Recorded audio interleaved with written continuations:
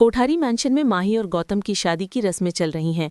हल्दी की रस्म का भव्य आयोजन है, लेकिन पूरे परिवार, खासकर पराग और वसुंधरा के चेहरों पर खुशी की जगह एक अजीब सा तनाव और मजबूरी है, क्योंकि अब हर फैसला गौतम ही ले रहा है।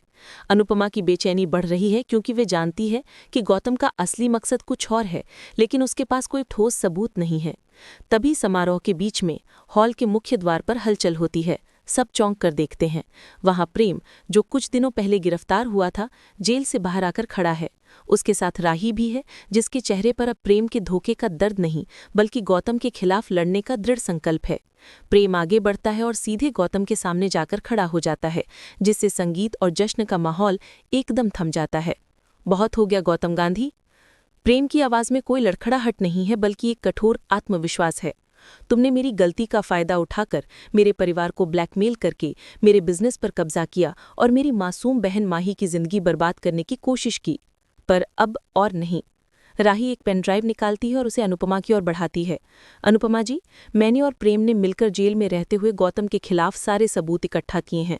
प्रेम की कंपनी फ्यूचर फॉर्चून होल्डिंग्स का दिवालिया होना महज एक दुर्घटना नहीं थी, बल्कि गौतम की सोची समझी साजिश थी। राही बताती है कि गौतम ने कंपनी के एक महत्वपूर्ण अकाउंटेंट को धमकाकर फंड ट्रांसफर के फर्जी दस्तावेज तैयार करवाए, ताकि लगे कि कंपनी डूब गई है। और ये सब उसने इसलिए किया क्योंकि पराग ने एक बार गौतम के पिता को बिजनेस डील में धोखा दिया था, जिसका बदला वो पूरी कोठारी पीढ़ी से ले रहा था।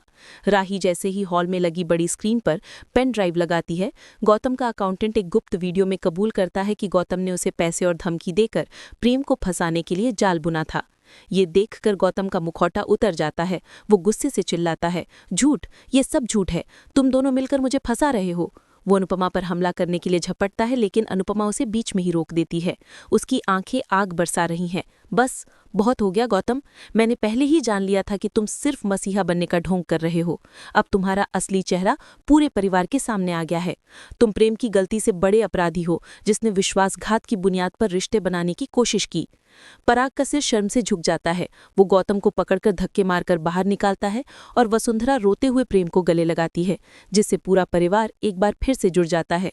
इस बड़े खुलासे ने न केवल प्रेम और राही के रिश्ते को बचाया, बल्कि गौतम गांधी के सारे षड्यंत्रों को एक पल में चकनाचूर कर दिया। गौतम गांधी को पराग और अनुपमा मिलकर कोठारी मैंशन से बाहर निकालते हैं। जाते जाते वो पराग को धमकी देता है कि वो इस अपमान को कभी नहीं भूलेगा, लेकिन पराग अब मजबूत खड़ा है, क्योंकि प्रेम के साथ राही भी उसके साथ खड़ी है। प्रेम और राही का पुनर्मिलन। सबसे बड़ा भावनात्मक क्षण तब आता है जब राही और प्रेम एक दूसरे का हाथ थामते हैं। राही, जो प्रेम पर विश्वास खो चुकी थी, अब उसे माफ कर चुकी है। वो अनुपमा के सामने कबूल करती है, अनुपमा माँ, मैं इतनी बड़ी गलती कर बैठी थी। मैंने प्रेम पर शक किया क्योंकि मैं गौतम के जाल में फंस गई थी, लेकिन उसकी सच्चाई जानने के बाद मुझे एहसास हुआ कि हमारा रिश्ता इन गलतियों से कहीं ज्यादा मजबूत है। प्रेम अनुपमा और बापूजी के पैरों पर गिरकर माफी मांगता है। मैंने लालच में आकर सब कुछ दांव पर लगा दिया, मुझे माफ कर दीजिए। बा और बापूजी उसे आशीर्वाद देते हैं और अनुपमा मुस्कुरा कर कहती है, गलती इंसान से होती है, लेकिन उस गलती से सीख कर जो रिश्ता मजबूत बनता है वही सच्चा होता है। एक अंधेरा शानदार ऑफिस। गौतम गांधी अपनी लेदर चेयर पर बैठा है। उसके सामने एक टेबल पर कोठारी एम्पायर की नई बिजनेस फाइल और अनुपमा की तस्वीर रखी है। उसके चेहरे पर अब कोई मुखौटा नहीं है, केवल क्रूरता और इंतकाम की भावना है। गौतम अकेले में फुसफुसाते हुए, प्रेम, राही, तुम दोनों को लगा कि तुमने मुझे हराकर सब कुछ ठीक कर दिया, और अनुपमा, तुम्हें लगा कि तुम ज्ञान का दीपक जलाकर मेरे अंधेरे को मिटा दोगी। नहीं, ये तो बस एक ट्रेलर था। अब तुम देखोगे गौतम गांधी का असली खेल। मैंने सिर्फ एक चाल खोई है, पूरा युद्ध नहीं। पहला वार, आर्थिक घेराबंदी यानी कि फाइनेंशियल ब्लॉकेड। अगले दिन ही पराग और प्रेम कोठारी एम्पायर के ऑफिस में तनाव में बैठे हैं। अनुपमा भी उनके साथ है, बिजनेस की बारीकियों को समझने की कोशिश कर रही है।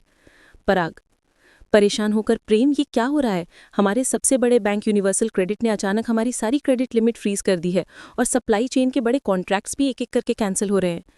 प्रेम, पापा, ये जरूर गौतम का काम है। उसने उन सभी लोगों को धमकाया होगा या रिश्वत दी होगी जो हमारे बिजनेस की कमजोरी जानते हैं।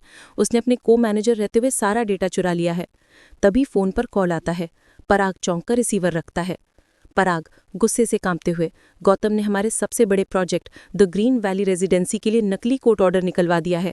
उसने झूठा दावा किया है कि जमीन विवादित है और अब उस प्रोजेक्ट पर काम पूरी तरह रुक गया है। अनुपमा शांत पर दृढ़, यही तो उसकी चाल है। वो सीधे हमला नहीं कर रहा, वो हमें चारों तरफ से घेर रहा है ताकि हम कर्ज और कानूनी पचड़ों में डूब जाएं। वो जानता है कि अगर बिजनेस डूबा तो परिवार भी बिखर जाएगा। गौतम जानता है कि अनुपमा को उसके डांस और उसकी पहचान से कितना प्यार है।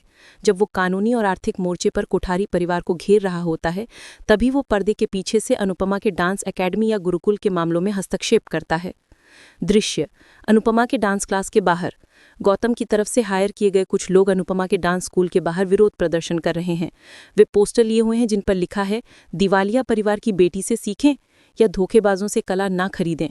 अनुपमा की टीचर गुस्से में, ये लोग कौन हैं? ये हमारी क्लास में आकर बच्चों का ध्यान क्यों भटका रहे हैं? अनुपमा शांत लेकिन गुस्से से भरी आंखों से, ये वही लोग हैं जो अब हर जगह होंगे। गौतम सिर्फ बिजनेस नहीं, मेरी पहचान को भी मिटाना चाहता है। वो तुरंत देविका या उसके डांस गुरु को फोन करती है। अनुपमा फोन पर, देविका, मुझे पता है ये गौतम की साजिश है। वो चाहती है कि मैं खुद को बचाने में इतनी उलझ जाऊं कि डांस के लिए मेरे पास समय ही न बचे। तुम बच्चों को संभालो, मैं सबूत लेकर आती हूँ और इन गुंडों को भगाती हूँ।